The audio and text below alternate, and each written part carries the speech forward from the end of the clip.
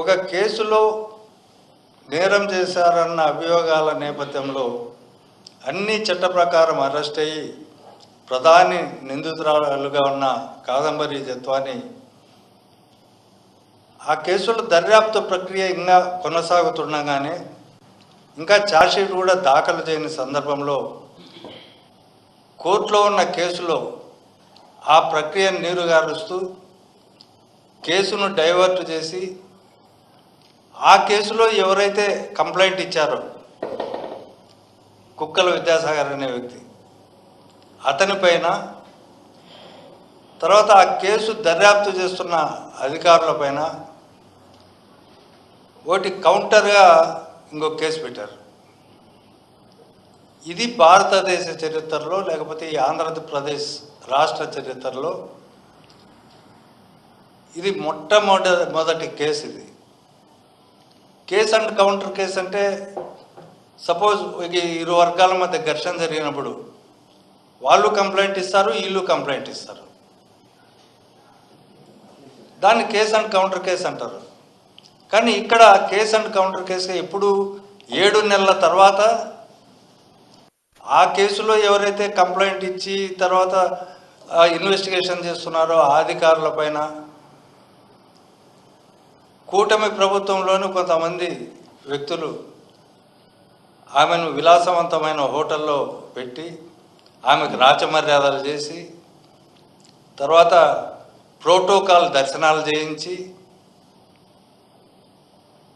ఆమెతో తప్పుడు ఫిర్యాదు తీసుకొని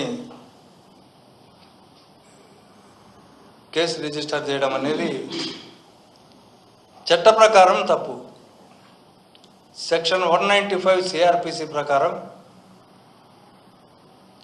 ఆ న్యాయస్థానంలో ఏదైనా వీళ్ళు తప్పుడు కేసు పెట్టారనో తప్పుడు డాక్యుమెంట్లు చూపించారనో లేకపోతే దర్యాప్తులో వర్గానికి అనుకూలంగా చేశారనో ఇలాంటి విషయాలు అంటే సంబంధిత కోర్టు ఏ కోర్టులో జరుగుతుందో ఆ వ్యవహారం ఆ కోర్టు కంప్లైంట్ చేయొచ్చు, ఆ కోర్టు డైరెక్షన్స్ ఇవ్వచ్చు, దానికి బాధ్యులైన వారిని పైన కేసులు పెట్టమని అరెస్టు చేయమని డిపార్ట్మెంటల్ యాక్షన్ తీసుకోమని ఆ కోర్టుకు మాత్రమే అధికారం 195 సిఆర్పిసి ప్రకారం.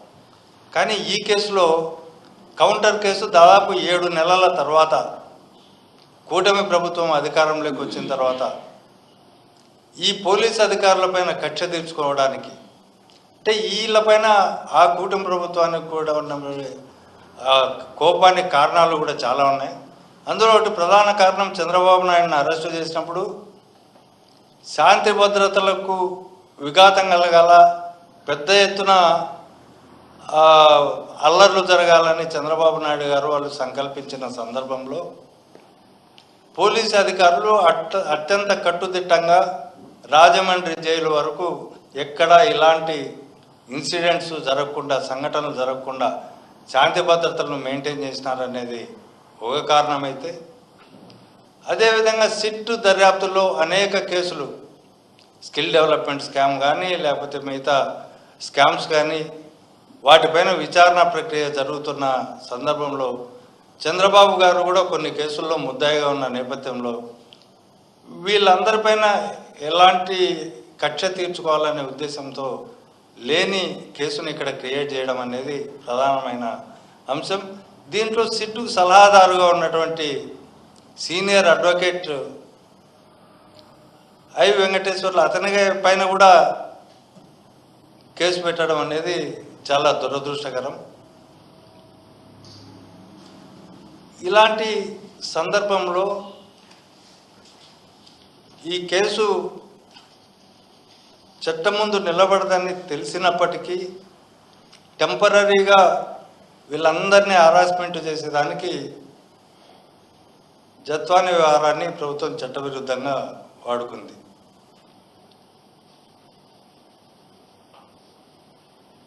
అదేవిధంగా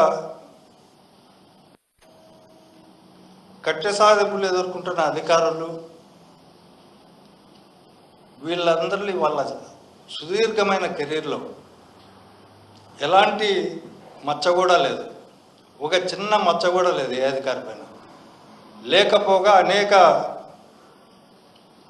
అవార్డ్స్ వచ్చాయి, వాళ్ళకి మెడల్స్ వచ్చాయి, ప్రభుత్వాల నుంచి ప్రశంసలు అందుకున్నారు. ఇప్పుడు దీన్ని ముఖ్యంగా ఎందుకు చెప్పడం అంటే, ఇది వ్యవస్థలను పతనం చేసేదానికి కూటమి ప్రభుత్వం ఎంతకైనా దిగజారుతుంది. ఇది మా బాధ. వ్యవస్థలను నాశనం చేస్తున్నారు, వ్యవస్థలను నిర్వీర్యం చేస్తున్నారు. సపోజ్ ఇదే పద్ధతి వచ్చే ప్రభుత్వం అనుసరిస్తే, ఒకవేళ గంజాయి కేసులో ఒక అతన్ని అరెస్ట్ చేస్తారు. అరెస్ట్ చేసిన తర్వాత ఆ అరెస్టు కాబడ్డ వ్యక్తి మళ్ళీ పోలీసు వాళ్ళపైనే నా స్కూటర్లో పోలీసు వాళ్ళే ఈ గంజాయి పెట్టారని చెప్పి కేసు పెట్టే అవకాశాలు ఉంటాయి. ఎందుకంటే ఈ కేసు ఇలాగే కొనసాగితే, అదేవిధంగా ప్రతి కేసులో ఈవెన్ సోషల్ మీడియా కేసులు కానివ్వండి, లేకపోతే ఇప్పుడు పెడుతున్న తప్పుడు కేసులు అన్నిట్లో కూడా అందులోని ముద్దాయిలు బలవంతంగా మాతో కన్ఫెషన్ స్టేట్మెంట్లు పలానా పోలీసు అధికారి తీసుకున్నారని చెప్పి కేసులు పెట్టే అవకాశాలు ఉన్నాయి. తర్వాత తప్పుడు సాక్షులను బెదిరించినారు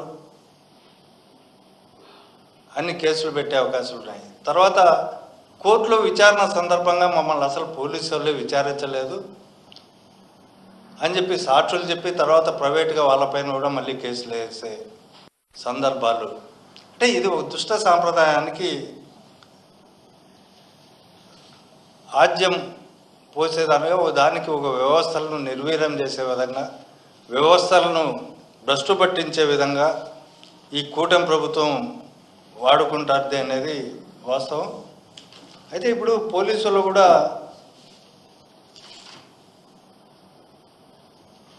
ఒకటి అబ్జర్వ్ చేయాలి.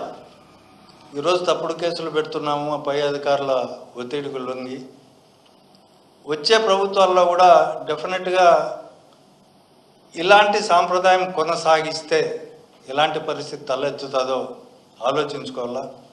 ఎందుకంటే అన్నీ ఓపెన్. ఇప్పుడు ఈ ఎఫ్ఐఆర్లు ఎవరు కడుతున్నారు, ఎక్కడ ఎఫ్ఐఆర్ తయారవుతుంది, సాక్షులు వాంగ్మూలాలు ఎక్కడ రికార్డు చేస్తున్నారు, ఏ రాజకీయ నాయకుని ప్రోద్బలంతో ఇవి తయారు చేస్తున్నారు, తర్వాత ఎవరెవరు ఏ మొబైల్లో ఎవరితో మాట్లాడుతున్నారు, ఇవన్నీ కూడా ఆ రోజు కూడా గూగుల్ టేక్అవుట్స్ ఉంటాయి. తర్వాత ఫోన్లు ఎక్కడెక్కడ లొకేషన్స్లో ఏ అధికారులు తిరిగినారనేటివి వస్తాయి.